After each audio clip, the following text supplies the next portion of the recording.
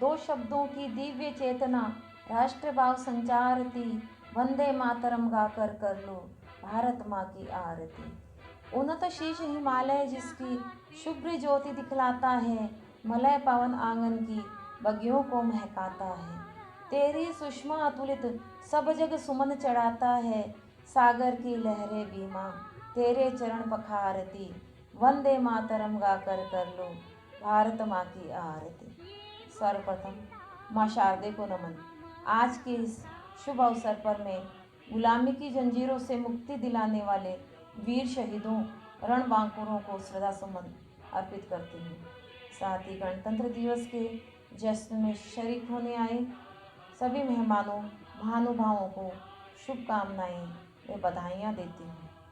साथियों, जैसा कि आप सभी को विदित है कि दीर्घ काल तक दासता की श्रृंखलाओं में लिपटी अपनी मातृभूमि का आर्त स्वर तथा गुलामी की जंजीरों से जकड़ी आहत मानवता का चित्कार जन जन के अंतस्थल को विदीर्ण कर रहा था। ऐसी रौद्र विभत्स स्थिति में भारतीय क्रांतिकारियों के लंबे संघर्ष के फलस्वरूप माँ भारती के प्रांगण में मंगल प्रकाश प्रवेशित हुआ। लेकिन अभी तक हमारे यहाँ विधान व कानून व्यवस्था ब्रिटिश शासन के ही व्याप्त थे। हमारे देशवासियों को अंग्रेजी कानून कायदे व उनकी दमनकारी नीतियाँ, शोषणात्मक शासन प्रणाली कतई स्वीकार्य नहीं थी। उस समय हमारे समक्ष बड़ी चुनौती थी कि हम अतिशीघ्र स्वयं का विधान एवं शासन प्रणाली देश में लागू करें।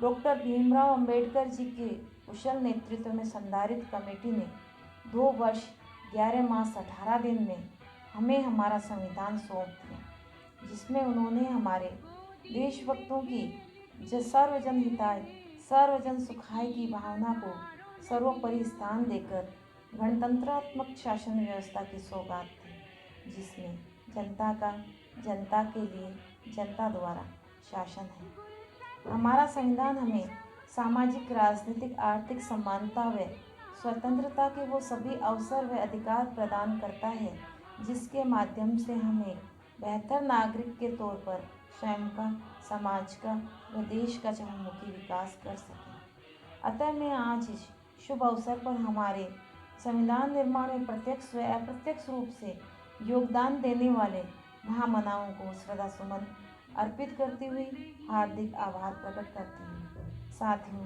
गुलामी के दिनों में हमारे देश के हालात नर्क से भी बदतर थे। अनगिनत रणबांकुरों की कुर्बानियों के प्रतिफल में मिली आज़ादी के फलस्वरूप आज हम उन्मुक्त गगन में उड़ान भर रहे हैं। रूह कांप जाती है जब हमें ये पंक्तियाँ याद आती हैं। उन आँखों की दो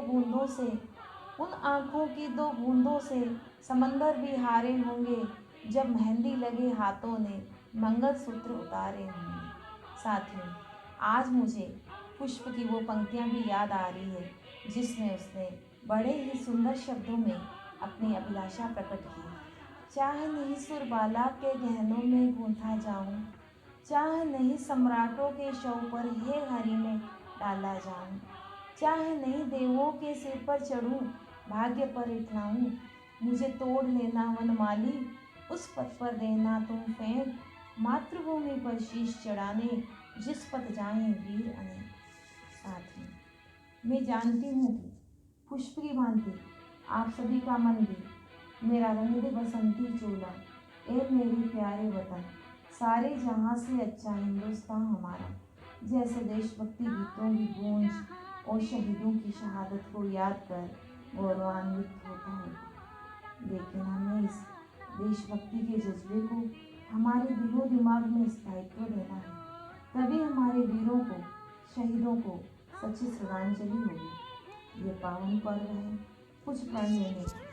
जैसा कि हम सभी जानते हैं कि आज़ादी के बाद शनि शनि कुछ बुराइयां दबे पांव हमारे यहाँ घर कर गई। आइए संकल्प लें कि हम उन बुराइयों को जड़ मूल से खत्म कर तन मन धन से देश और समाज की उन्नति में साधक बनेंगे, तथा हमारे दिलो दिमाग में सदा ये अरमान रहेगा, रहे तिरंगा ऊंचा हरदम, रहे तिरंगा ऊंचा हरदम, बात है ये सम्मान की, देशभक्ति वंदे मातरम हर दिल के अरमान की। राणा शिवा भगत सिंह सभी वीरों के बलिदान की, सदा सलामत रहे धरती ये हिंदुस्तान की। धन्यवाद। जय हिंद, जय भारत।